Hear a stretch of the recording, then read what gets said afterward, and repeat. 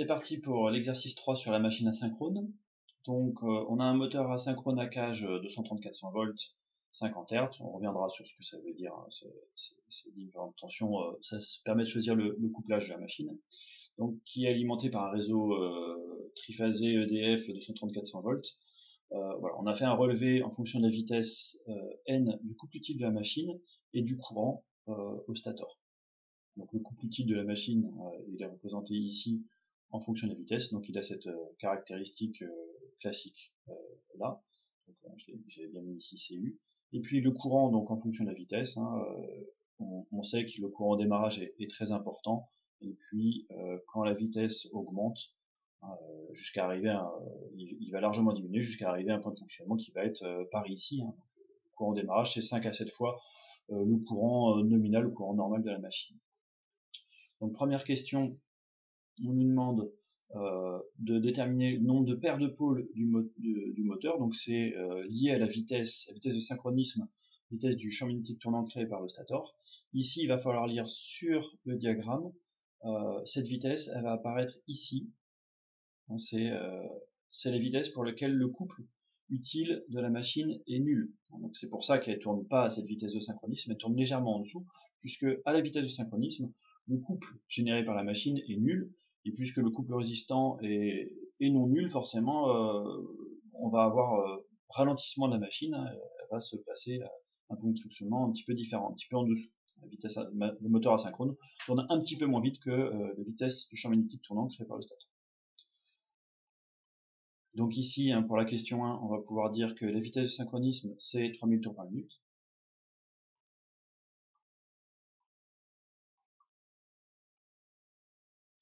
Et donc, à 50 Hz, hein, NS, sachant que c'est 60 fois F sur P, P étant le nombre de paires de pôles, F c'est bien 50 Hz, donc c'est 3000 sur P, ça veut dire ici que P égale une paire de pôles, donc un pôle nord, un pôle sud, pour chaque enroulement statorique de la machine. De pôles.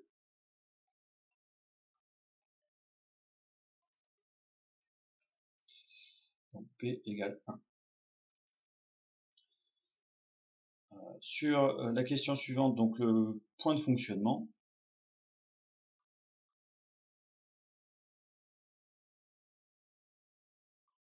Je l'écris en rapide comme ceci.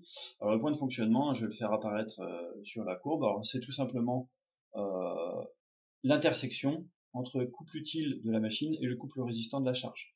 Donc il va forcément dépendre de la charge. Ici, le point de fonctionnement va se situer ici. Point fonctionnement. Oups. Je l'écris rapidement ici. C'est le point pour lequel le couple généré par la machine est égal au couple résistant, donc il y a un équilibre entre les deux couples et la vitesse n'évolue plus. Quand le couple utile de la machine est supérieur au couple résistant, dans toute cette zone-là, on a une accélération, la différence entre les deux c'est le couple d'accélération, et donc on a une accélération, la vitesse augmente jusqu'à se stabiliser. Si jamais on entraînait la machine à une vitesse supérieure à ce point de fonctionnement, puisque le couple résistant est supérieur au couple généré par la machine, on va avoir un ralentissement. Un couple d'accélération négative, on va avoir un ralentissement jusqu'à se situer à ce point de fonctionnement-là, c'est l'équilibre. Donc, pour répondre à la question, donc faire apparaître le point de fonctionnement de l'ensemble moteur-pompe, ok.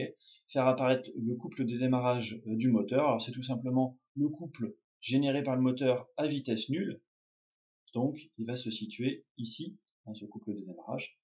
Donc, je vais écrire ici CD. Donc ça c'était pour la question 2. Combien vaut le couple de démarrage du moteur, tout simplement.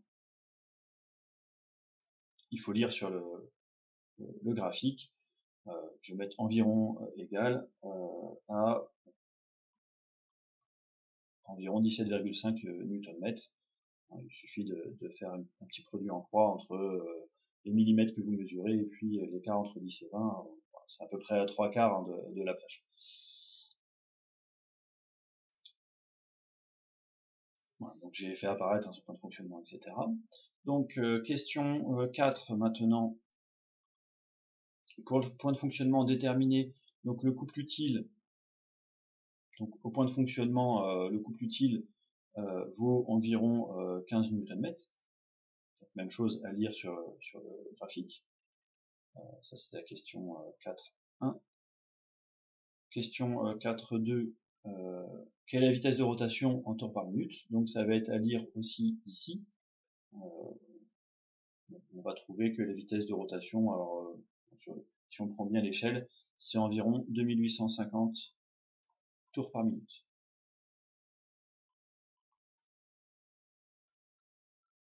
Vous voyez, hein, c'est pas trop compliqué.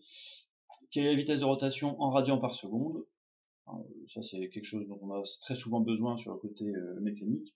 On se rappelle que c'est n fois 2 pi sur 60, 2 pi radians dans un tour et 60 secondes dans une minute. Donc c'est 6 pi sur 30, hein, donc à peu près un dixième. Ici on trouverait 298,5 radians par seconde. Quelle est l'intensité du courant consommé par le moteur? Alors ici, hein, on va pouvoir lire sur le graphique courant en fonction de la vitesse. Donc pour cette vitesse de rotation au point de fonctionnement, je vais trouver que le courant, hein, il va se situer à peu près ici. Donc le courant va valoir environ 9 ampères. Si on fait une construction graphique à peu près correcte. Ensuite, question 5. Déterminer la valeur de la puissance utile du moteur. Donc c'est la puissance mécanique consommée par la pompe. Bah, c'est tout simplement Cu fois oméga. On a déjà calculé Cu et oméga. Donc c'était 15 fois 298,5. La puissance utile vaut environ 4477 watts. On nous dit maintenant que le moteur a un facteur de puissance à cos phi de 0,87 pour le point de fonctionnement. Un autre point de fonctionnement pour une autre charge, une charge plus légère ou plus lourde, le cos phi serait légèrement différent. Le moteur est alimenté en 400 volts entre phases, et donc la puissance active absorbée électrique par le moteur, bah, je vais faire tout simplement racine de 3 ui cos phi,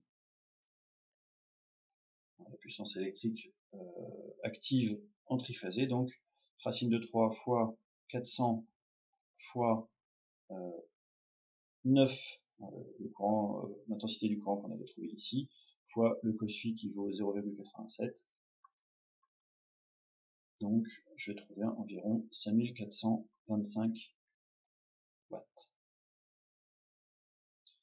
Et enfin, quel est le rendement du moteur? C'est très simple aussi.